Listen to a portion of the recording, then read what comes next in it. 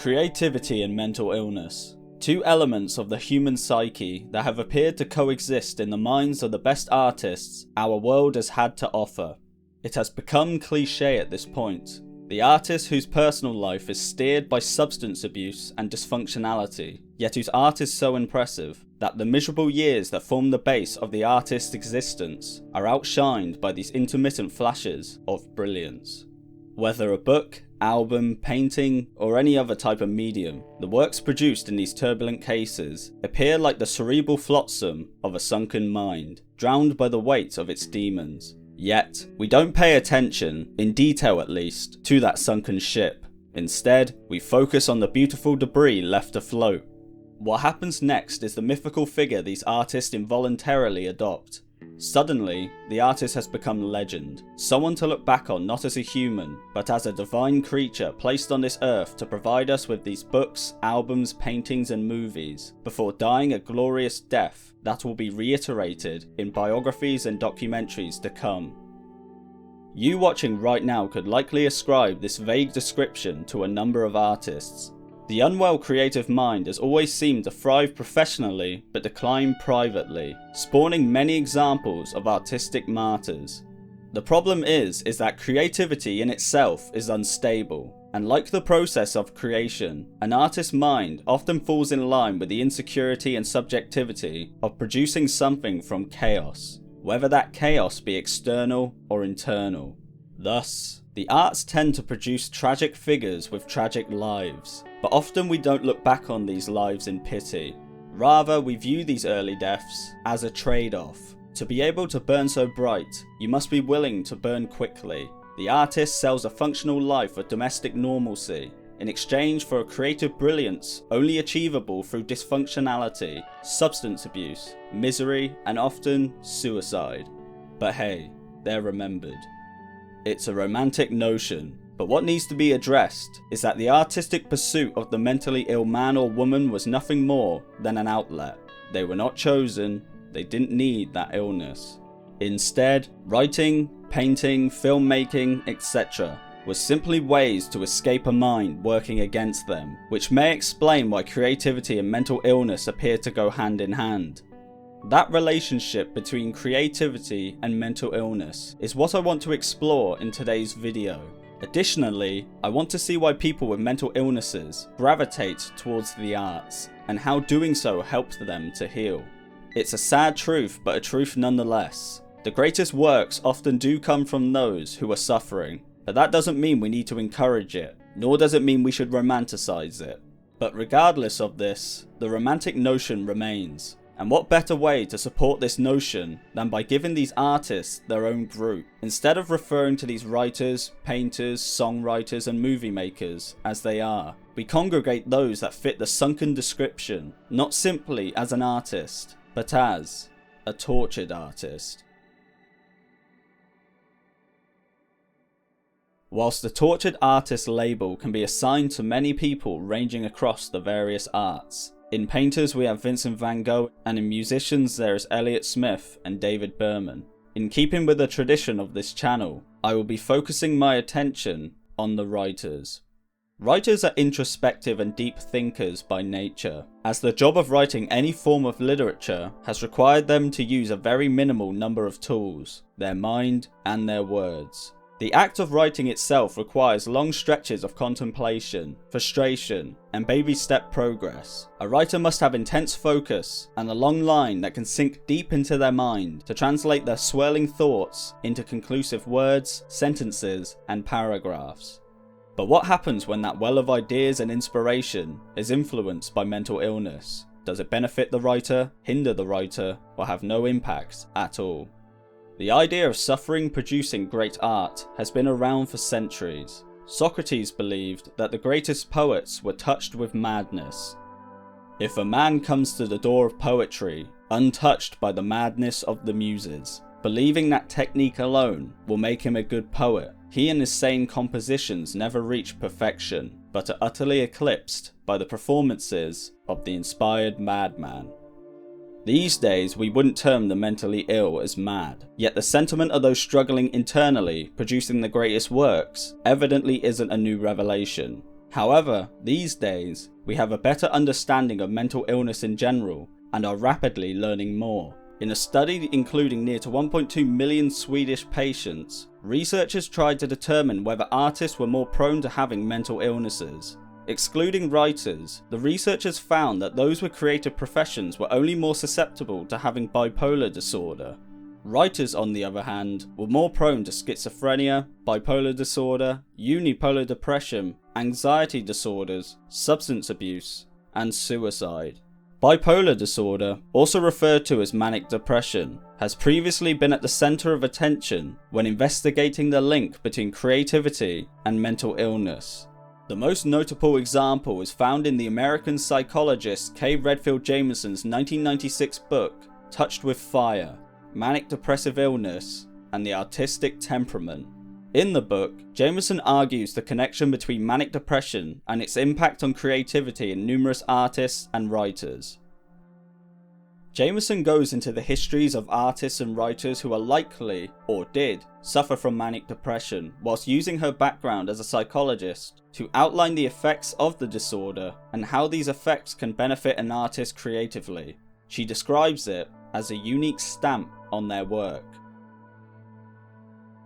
Many highly creative and accomplished writers, composers, and artists function essentially within the rational world, without losing access to their psychic underground. Others, the subject of this book, are likewise privy to their unconscious streams of thought, but they must contend with unusually tumultuous and unpredictable emotions as well. The integration of these deeper, truly irrational sources with more logical progresses can be a torturous task. But, if successful, the resulting work often bears a unique stamp, a touch of fire, for what he has been through. When Jamison refers to the others, she is referring to the multiple case studies who appear in the book who are believed to be suffering from manic depression. These include Herman Melville, Graham Greene, Leo Tolstoy, Vincent van Gogh, Mary Shelley, Virginia Woolf, Ernest Hemingway, Edgar Allan Poe, and many more. With Ernest Hemingway, Jamison delves into the psychiatric history of the Hemingway family and notes the unnerving number of suicides. Within 2 generations, 4 members of the Hemingway family had taken their own lives, these being Hemingway's father, Hemingway's brother, his sister, and of course, Hemingway himself. Hemingway took his own life on the 2nd of July 1961. Hemingway had reportedly woken up, walked downstairs, picked out his favourite shotgun from an unlocked gun cabinet, and shot himself.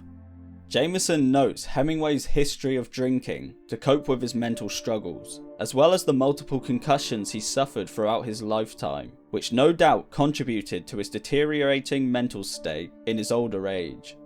Hemingway had used writing as an outlet. However, it was not as directly responsible for his creative muse as it had been for the next author mentioned in Jamison's book, that being Virginia Woolf. Woolf is another example of a likely manic depressive who unfortunately took her own life. Like Hemingway, Jamison outlines Woolf's family history with mental disorders. Her grandmother, mother, sister, brother, and niece all suffered from recurrent depression. Her father and another brother were cyclothymic, and her cousin James, who had been institutionalized for mania and depression, died of mania.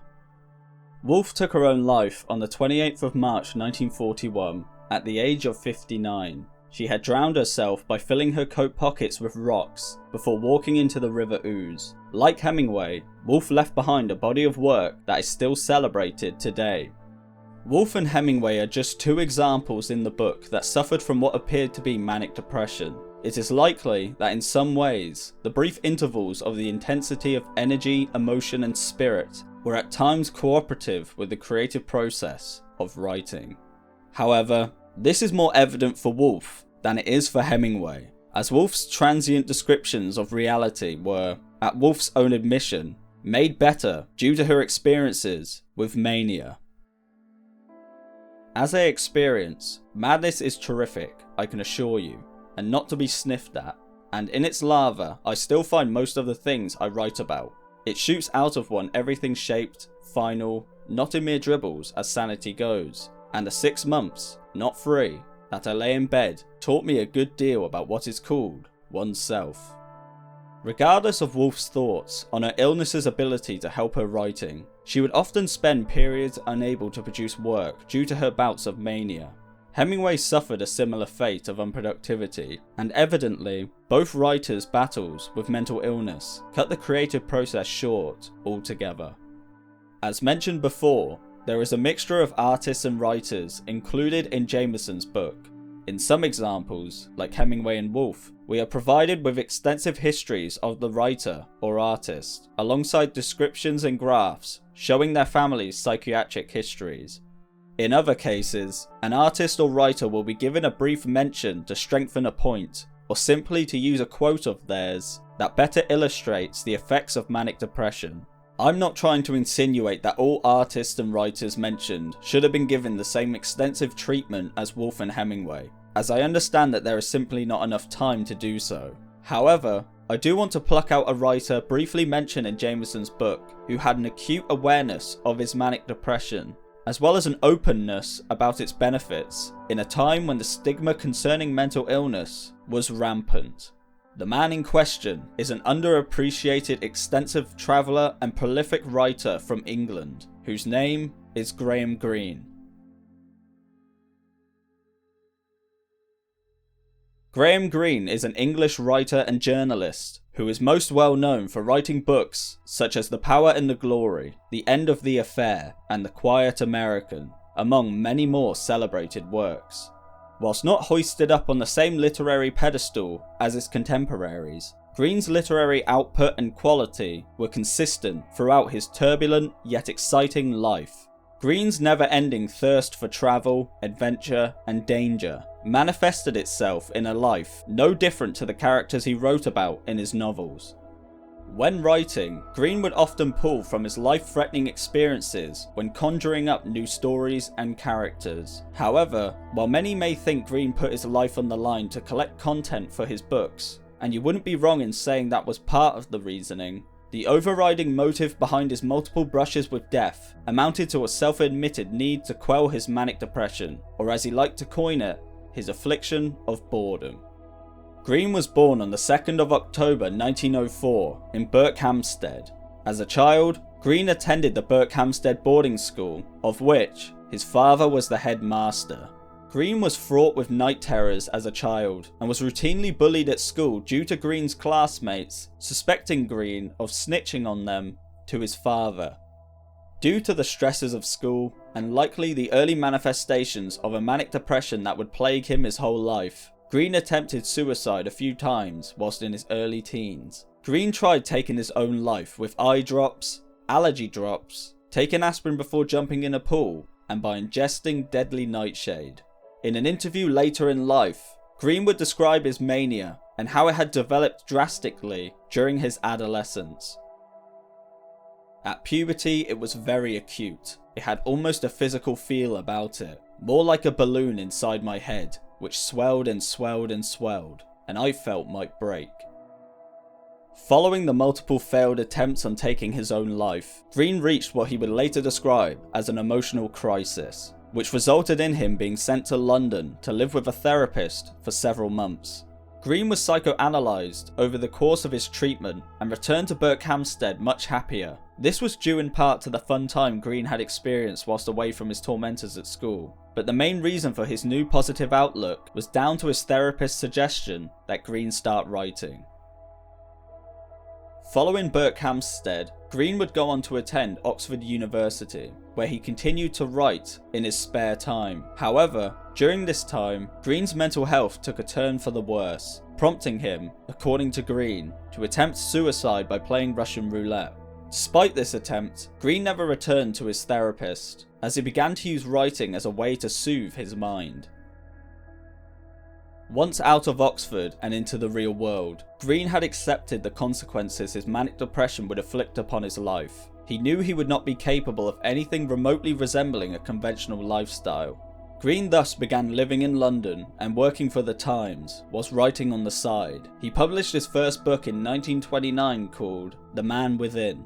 By the mid-1930s, Greene had begun travelling after a trip to Liberia was financed by his book publisher. The trip consisted of 4 weeks of traversing 350 miles of an unmapped region of Liberia, which resulted in Greene's travel book, Journey Without Maps. The trip ignited a new passion in Greene that he knew had laid dormant within him up until then. Travelling to exciting areas and putting himself in physically and mentally stressful scenarios would thus become a staple of Greene's existence moving forward. Greene would thus begin to travel the world extensively whilst on assignments for various news outlets and occasionally MI6. Greene travelled to places like the Congo, Vietnam, Nicaragua, Cuba, Mexico, Chile, China, Haiti, and anywhere else where he could find conflict. He experienced the First Indochina War, the Six-Day War, the Mau Mau Rebellion, the Blitz, and the rise of Fidel Castro. Yet whilst Greene entered these areas as an observer, he unsurprisingly found himself staring death in the face numerous times. He had bullets fly over his head during the Six-Day War, had leeches pulled from his leg in Malaya, stayed at a leper colony in the Congo, saw a public execution in Mexico, and saw a dead woman laying in a ditch, cradling a dead baby in Vietnam. One would think witnessing one of these events would deter a person from entering another area riddled with danger. However, for Greene, experiencing dangerous and thrilling scenes again and again acted, like his writing, as a form of escapism. In the preface to his 1980 autobiography, Ways of Escape, Greene acknowledged the role his travels and writing played in allowing him to quell the mania inflicted on him by his manic depression. I have added essays, which I have written occasionally on episodes in my life, and on some of the troubled places in the world where I have found myself involved for no good reason, though I can see now that my travels, as much as the act of writing, were ways of escape. Greene's manic depression evidently influenced his unconventional lifestyle and creative abilities. In his life, Greene produced countless novels, short stories, plays, and articles. Greene was incredibly disciplined in his writing. No matter where he was, what he was doing, or how he felt, Greene would write exactly 500 words a day in a notebook he carried around in his jacket pocket. Despite Greene's mania influencing him in what could be deemed a positive way, the negatives of his mania impacted him greatly. He was a heavy drug user, often taking Benzedrine in the morning and then butyl at night. He also drank excessively and took opium when given the opportunity to. Additionally, Greene had an unstable private life and was never able to remain faithful, as he often found himself sleeping with married women in compromising places to add to the excitement of the moment. It is no excuse, but this inability to stay faithful is likely attributable to his manic personality. Like his travels, he was always looking for the next dangerous terrain. In a letter to his wife, whom he married in 1927, Greene blamed his disease for the flaws in his character. The fact that has to be faced, dear, is that by my nature, my selfishness, even in some degree my profession, I should always and with anyone have been a bad husband. I think, you see, my restlessness, moods, melancholia, even my outside relationships, are symptoms of a disease and not the disease itself. And the disease, which has been going on ever since my childhood and was only temporarily alleviated by psychoanalysis, lies in a character profoundly antagonistic to ordinary domestic life. And that character was. Greene never did succumb to an ordinary life. True to his character, he continued writing and travelling up until his old age, and then, on April 3rd, 1991, he died at the age of 86. Greene led a life devoid of boredom. In his attempts to combat his mind, he experienced a life filled with exciting adventures and artistic achievements. But it is worth remembering that beneath the surface of these positives lie equally strong negatives. The mania that propelled him into his travels and writing also propelled him into wronging people and substance abuse.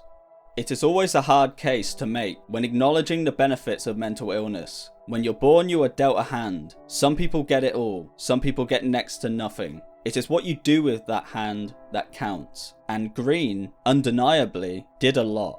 Greene was fortunate enough to have the intellectual abilities and the support to funnel his excess energy, passion and spirit into the creative medium of writing. As well as this, Greene was fortunate to have survived all the life-threatening situations he willingly walked into, even if, like when he played Russian roulette, he was in a way trying to take his own life in an indirect way that leaves it all down to luck. Maybe Greene realised that when you're bordering on the edge of life and death, you get a real idea of what side you want to be on. Maybe putting himself in these situations was the only way for him to remind himself that he actually did want to live after all. Who knows? Regardless, Greene did what he could to withhold the swelling of that balloon in his head.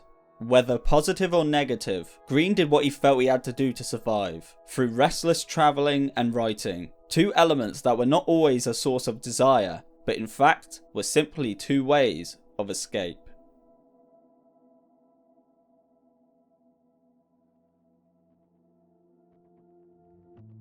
Writing is a form of therapy. Sometimes I wonder how all those who do not write, compose or paint can manage to escape the madness, the melancholia, the panic fear which is inherent in the human situation.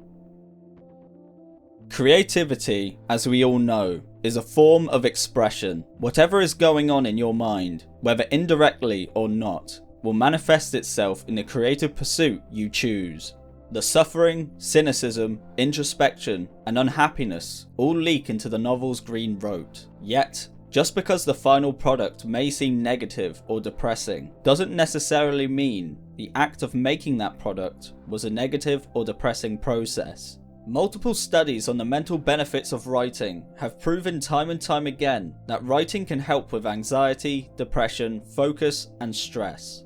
Researchers over the years have suggested several ways of writing which can benefit your mental and physical health. However, the first ever foray into the benefits of writing was solely focused on what was termed expressive writing. James Pennebaker and Sandra Beale conducted a study on the subject of writing and mental health in 1986. In the study, 46 college students were assigned to write about either a personal traumatic event in their life or a superficial topic for 15 minutes. They would be asked to return for 3 to 4 days to repeat the process. The students were not aware of the process of the study. All they knew was that they had signed up for a psychology experiment called Writing and the College Experience. Pennebaker encouraged the students to hold nothing back when writing about their traumatic experiences. He also advised them not to worry about spelling or grammar. He just wanted them to let it flow. Once the students had finished writing about their experience, Pennebaker was handed 46 papers detailing struggles with addiction, suicide, witnessing accidental deaths, and cases of public humiliation. Yet, despite unearthing old negative memories that these students likely wanted to forget, the study showed that all students reported fewer health center visits in the 6 months following the study. One of the common factors among the participants was the secrecy to which these traumatic experiences were held. Pennebaker found that writing about these experiences over 3 to 4 days helped the students to recontextualize the trauma in their minds, allowing them to see clearly how that trauma may have been seeping into other aspects of their lives. Greene may have been expressing his trauma in his writing too. As mentioned previously, Greene was bullied whilst at Berkhamsted boarding school. Greene was particularly tormented by a boy named Carter, who, according to a Graham Greene biographer called Richard Greene, no relation, believed there to be imitations of Carter in many of Greene's novels. Many other writers have expressed the joys of writing and the clarity it helps bring to their minds, despite the act of writing itself being a ruthlessly difficult creative pursuit. Hunter S. Thompson once wrote about the clarity writing brought him.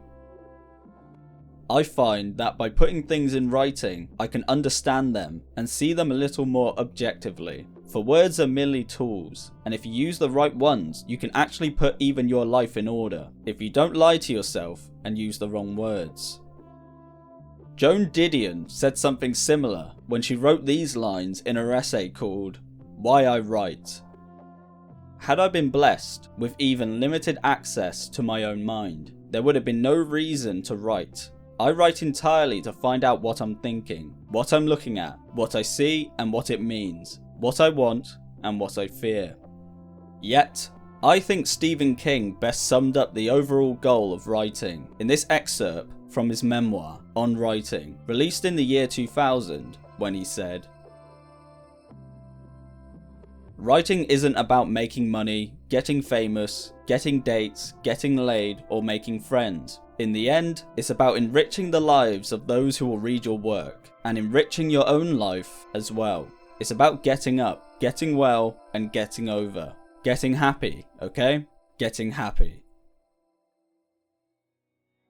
The tortured artist is always going to intrigue us. When someone comes along and shines so bright for so little time before departing the world, leaving behind something that is considered revolutionary or entirely unique, it is hard not to connect the dots, to assume the tragic ending was the price of artistic vision. But it's not. Many people suffer from these illnesses and don't get the limelight. They just have them and cope.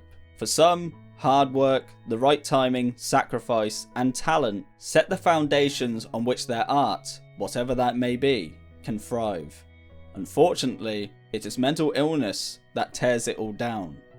But there is one thing to take away from those suffering who manage to make great paintings, movies, albums, and novels, and that is this: that these people made these great works despite their struggles, and not because of them.